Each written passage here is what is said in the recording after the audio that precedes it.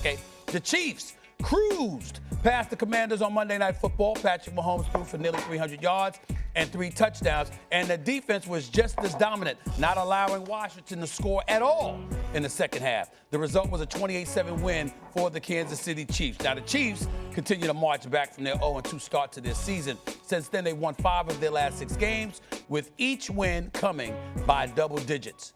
So let's start with you, Jeff Saturday. Yeah. What did the Chiefs prove to you last night?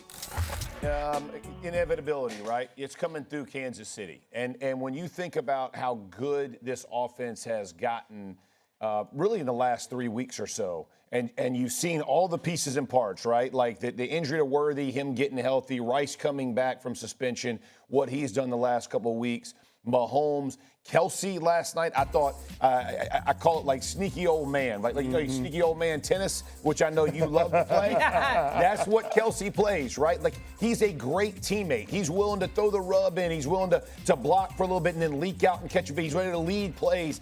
Everybody on this football team is so unselfish. And when you see that type of performance from the Chiefs, you know it's going to all come down to Mahomes, whoever the hot team. Obviously, I think the Colts are the best team in the NFL right now. The scariest team, still the Chiefs. Like, you know. And then the Spags gets a lead. You said it. They shut the Commanders down. I get no Jayden Daniels. It's still they had 2 turnovers in the first half and still only gave up 7 points. This team it feels inevitable that they're going to be back in it. I'm not saying the Super Bowl, but back in the action again. It's unreal. Yeah, for me, the Chiefs proved last night that they are one of the 2 best teams in the AFC. It's Kansas City, Indianapolis, draw a line, and then everybody else. Yeah. What Patrick Mahomes is doing is otherworldly, Stephen A.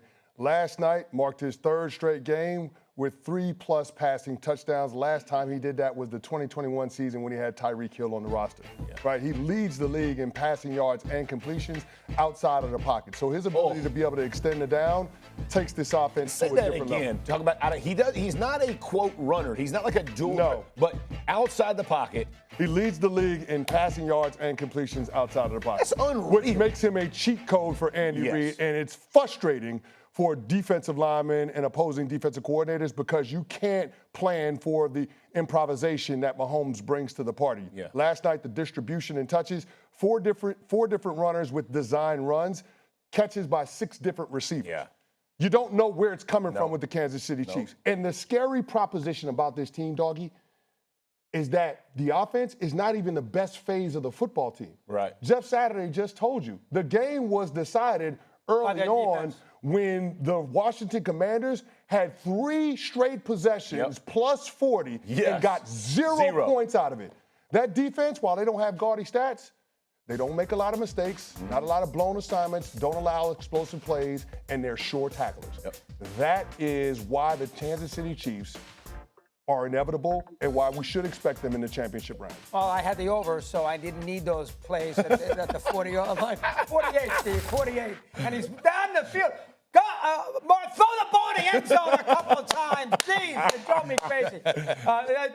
But, here, I'll throw a little cold water on it, and I generally agree with the both of you, what you said. You both know much more about it. He knows a little something about offensive football. You know a lot about defensive football, so the both of you know more about it than I do, but I'll say one thing about the Chiefs. They haven't played Denver yet. Right. They got them twice. One is on Christmas night, which would be a big game. Denver, Kansas City, Christmas night. They got the Colts at home, and this is a hard game this week in Buffalo. Yes. So they've already lost 3 games. Right. So, they're 2 back of the Colts for the home field.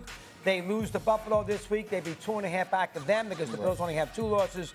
So they still got a lot of work to do. For sure. To put them in a situation where they don't have to play a wild card game and they get home field and everything else. But I understand. They can win on the road. But what's I'm not worried about that. But what's crazy about that is this is the first week that they are in the play, like they would be in the playoffs. Oh, really? First week? Which is insane, right? I mean, you're talking about the Kansas City Chiefs, and it took them 8 weeks through the year to get into the playoff hunt. But again, you're watching this team form, and last night was impressive. Oh, here we go! Wow. I can't wait. I just do. Okay, let me throw this out first. They started out 0-2. They won 5 of their last 6. When I'm looking at them offensively, first in yards per game at 415.8, third in scoring at 30.8 points per game since Xavier Worthy returned in Week 4. Kansas City deserves props for that. Over the last 3 games, they've outscored their opponents 89-24. who are those 3 opponents? Agreed. They got the Lions, okay, which has some injuries. Respect, and then though. after that, the Raiders and the Commanders without Jayden Daniels, Right. okay, and Noah Brown. I'm like, come on, y'all. I mean, over the last 2 weeks, who have they really played? Right. And so we have to look at it from that standpoint. I expect Sergeant Friday, a.k.a. Jeff Saturday. I expect Chris Canty, who wakes America up in the morning, number one dude in the morning in America. Yeah. Number one dude in the morning in America, all right? I expect a full critique. I expect you guys to sit up there and say, let's hold the horses because they got Buffalo coming up this week. Okay, let's see what they do against Josh Allen and the crew. I don't expect everybody to be sitting there bloviating about what they did against the Commanders and the Raiders last week, okay? Okay, you gave up 7 points over the last 2 weeks. That's why you got one of the top-rated defenses right now, because you went against 2 teams that can't score. I mean, that's what happened. We all know that. Who ain't gonna stop Marcus Mariota right now? Oh, who ain't gonna stop Geno Smith and the Raiders right now? I mean, I expect my man CeCe, he terrorizes people from 6 a.m. Yeah, I mean, talking about everybody just terrorizes them, okay? You understand, you on 8 a.m. acting like you doing an A-list at 8 a.m. The pancakes and everything, but you come on First Take and I dare say y'all were a little bit too nice. No. I mean, I'm just sprinkling flowers all over the place. And Indy, the number 1 team. For sure. That ain't changed. I'm just saying, the point that I'm making to you sitting there, roll through Kansas City. Well, wait a minute, I'm looking at Indy and I'm going like this. That ain't who the Chiefs played the last 2 weeks. Agreed. Okay. Agreed. I will say Come this. on now. I will say this. They missed 2 offensive linemen. Kansas City did last night, and they still play. You saw how much time they gave Patrick Mahomes. I don't care who you're playing. That's tough. And Washington played him man early, and then they got him out of man in the second half. I think that what I was impressed with was a slow start with the 2 interceptions, one off of Kelsey's hands, and then you watch the progression of them go back to work. I think that's the part that we all go, that's the Chiefs because of Andy Reid and Patrick Mahomes. Listen, we can say whatever we want. Patrick Mahomes makes the incredible look common. And that is just a hard thing to overcome because when it comes down to big games and big moments, it feels like those guys find ways to make plays. Somebody has to unseat the champ. You love combat sports. At some point, I'm not saying people have to travel to Kansas City, but you're going to have to knock them out. They ain't going to give up and just go by because they got some tough games. They're going to be there in the mix, and that's going to be tough for anybody. Yeah, I mean, here's the thing. Who has the number 1 seed in the AFC Colts. may very well come down to this next stretch of games for the Chiefs. Over the next month of football, they got 3 opponents, the Bills, the Broncos, and the Colts, a bye week sandwiched in between that. That's right. How they handle this stretch to determine whether or not they have a chance to be able to get Here's what I will say.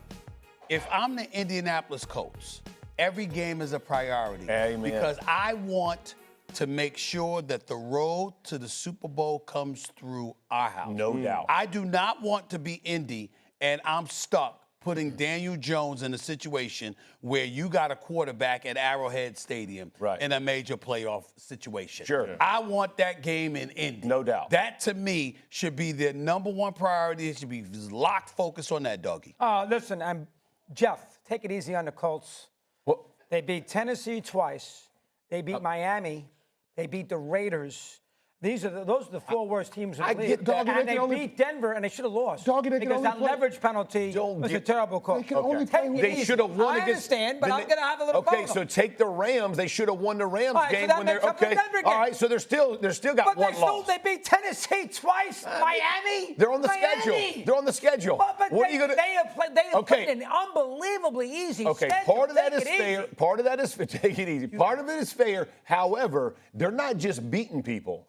They beating the brakes off of them. They hanging 40s. They're putting some numbers. Their point differential in the NFL is the best in the league. I don't care who you're playing in the NFL. You are putting up points each week. They're scoring on like 65% of their plays. Their drives. That's insane. I don't care who you're playing. That is hard to do. 2005, I think we had a few more points, but they're getting there. You know what I mean? This team is. I like what they're doing, and you can tell their confidence is being built as well. Old Blue Eyes has been a little bit kind this morning. You know what I'm saying? He ain't been calling people out the way they usually. A little soft right there. But we'll talk about that a little bit later on in the show. Has this become a lost season for the Commanders, CeCe? Going that way, Stephen A. Going that way. It's going that way. Ain't it there? Well, Ain't it, to me, it's there.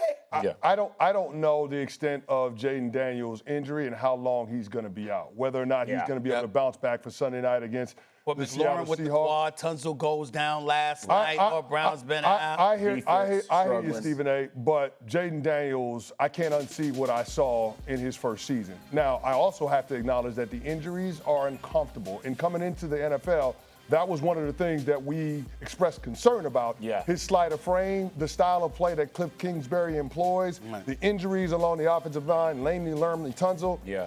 I'm worried about them being able to keep him healthy. If they can't keep him upright for the rest of the season, then it ends up equating to a lost season. And there are a lot of tough questions that have to be asked in D.C. about exactly what they're doing to protect their franchise quarterback. Yeah. But if Jayden Daniels is on the field, the Washington Commanders always got a puncher's chance. I'm going to say this is a loss. Here's the reason. Because your availability of your QB has already been put into question. And to your point, it's not just the offensive line, right? Like part of his offensive line, but his style of play leads him to get hit a lot. Like all the spectacular we see and that I compliment, right? I remember last year, I forget who it was, they were playing in a night game and they got a blitz off the edge. It's going to be unblocked and it's his guy. And he throws a touchdown to Scary Terry like in the corner. Cincinnati Bengals. Cincinnati, okay, so he has those plays, but the problem is he takes those hits like repeatedly, like and his frame and what's happening, and he wants to scramble around, buy time, look for the explosive plays. At some point, you lose the battle to win the war, right? And I think that's the balance that he has to find, is that there's got to be times where you throw it away, man. Like you can't, like your body and the abuse your body takes. And this was my critique on Drake May is. I love Drake May, but I watched him at Carolina. Like, he takes a lot of unnecessary hits. Like, at some point, them dudes in the NFL. No, he did much better last week. He did much, but he had been leading up to that. And I think the biggest thing for me is I love the explosive plays, but at some point, you got to be on the field. Like, Jayden Daniels last night makes that a completely different game, right?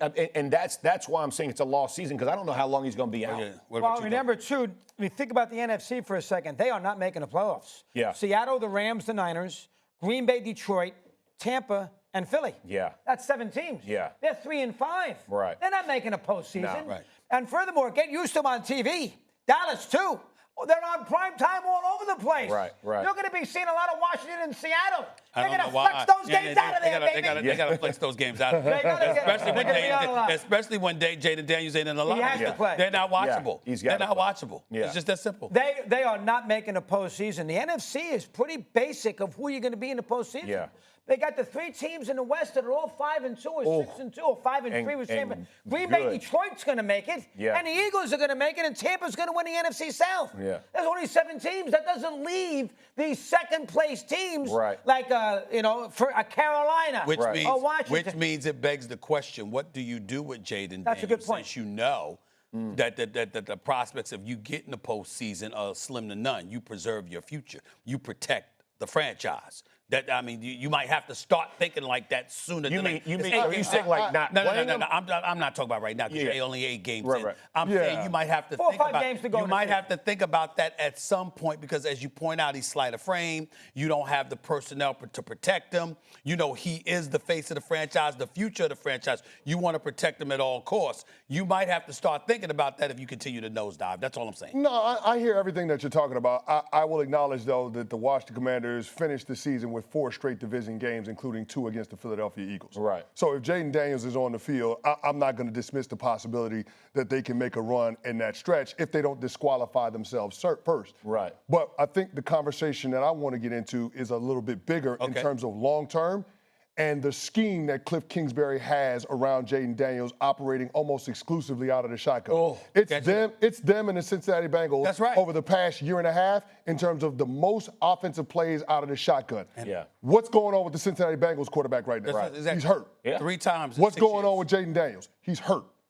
At some point, you're going to have to get serious about protecting your quarterback, and that means utilizing under center a little bit more. Interesting. Good point. So I had this discussion today on Get Up about the Philadelphia Eagles and they moving more to under center this past week and what it did for their run game.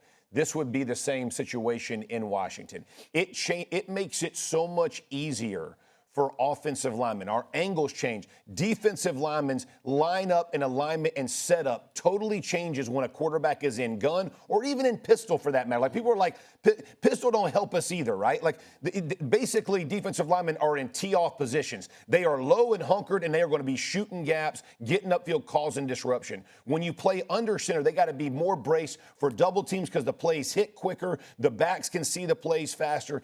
Coaches fall in love with schemes, right? But at the baseline of our game, it is violent and it's physical. And if you allow offensive linemen to be physical with defensive linemen, it helps the quarterback. It helps them in the run game and it helps them in play action, the passing game, because the levels of the field open up behind them. So, CC, great point. We need to see it. More teams need to employ this because it is such a difference maker for young quarterbacks and takes the pressure off of them. Defenses see everything. They're really smart, and they can figure you out.